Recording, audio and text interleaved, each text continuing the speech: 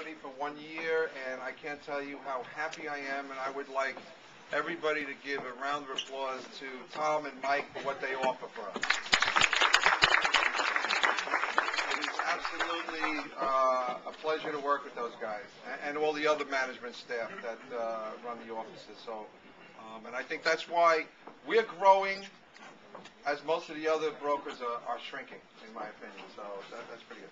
All right, so they asked me to do fair housing and agency in 10 minutes. Okay, so this is going to be a challenge. But pretty much, it's pretty simple. I'm going to do quickly on fair housing, not to everybody pretty much understands a lot about it.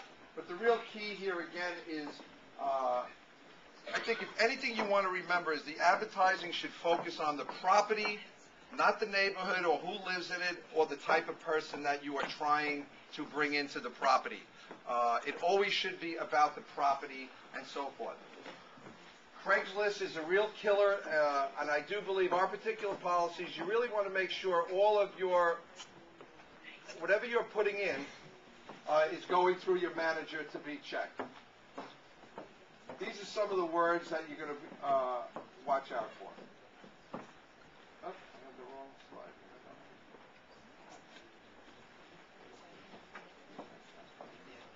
Right here. Okay? You can't be saying perfect for working couple, ideal for growing family, ideal for couple, ideal for single.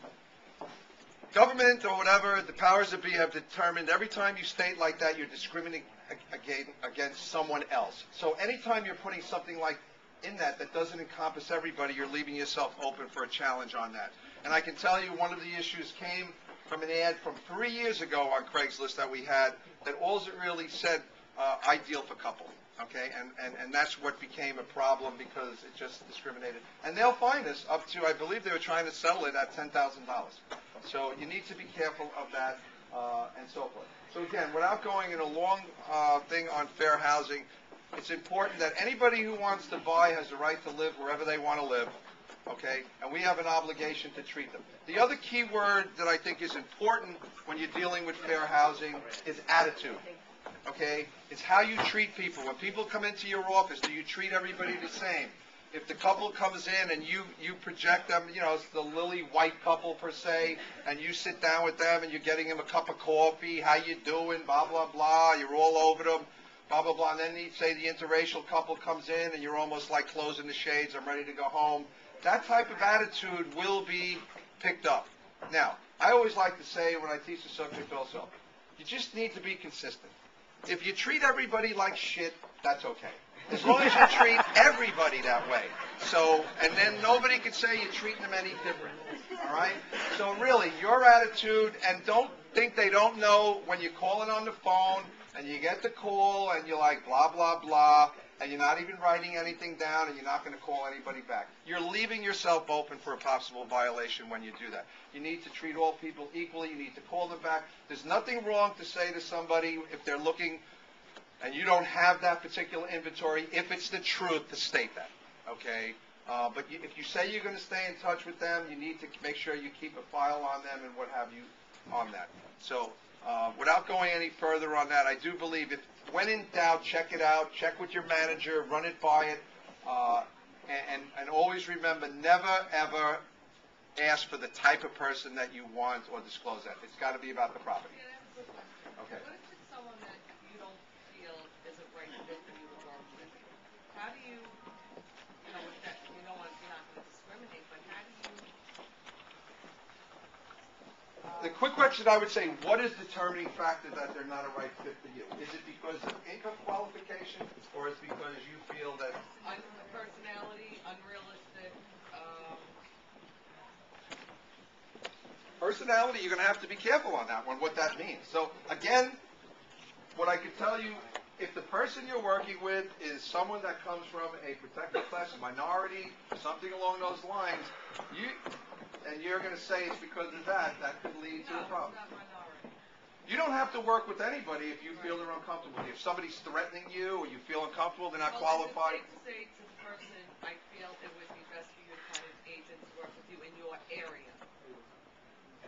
What does the area mean? Again, these are questions you're really going to need to bring to your manager. In the market area, how could you help somebody in that market area if What I would suggest to you to do in a case like that is that if you're saying you're working in Massapequa or to somebody looking in Valley Stream, that you would refer them to somebody in Valley Stream, but you would treat them respectfully, courtesy, and make sure you do the right thing. That's all. It's pretty simple. Common sense comes into play here. You need to be careful of what your reasoning is. So any other questions on that? I just wanted to touch base quickly on that. The other subject I really wanted to talk about is agency, and I know everybody kind of say, agency, but let me tell you something. Agency is very, very important.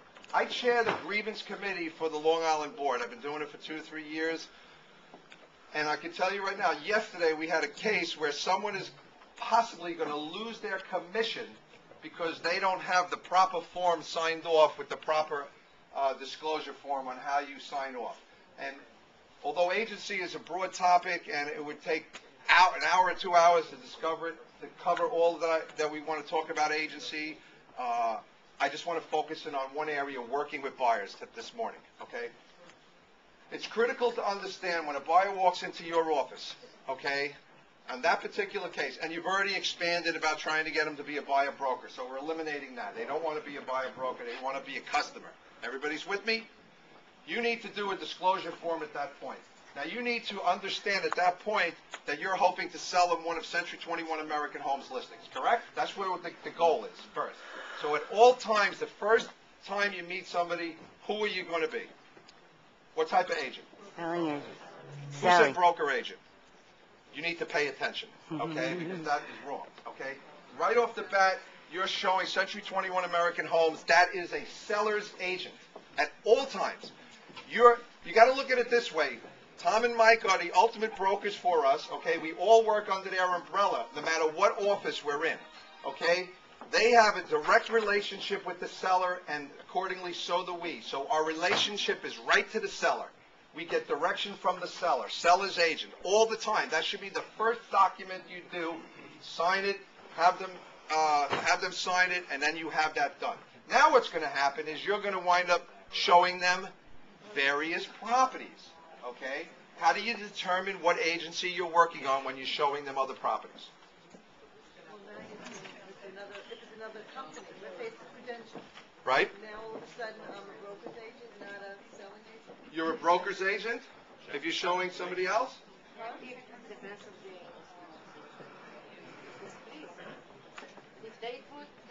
What would you be here? You're a broker's agent.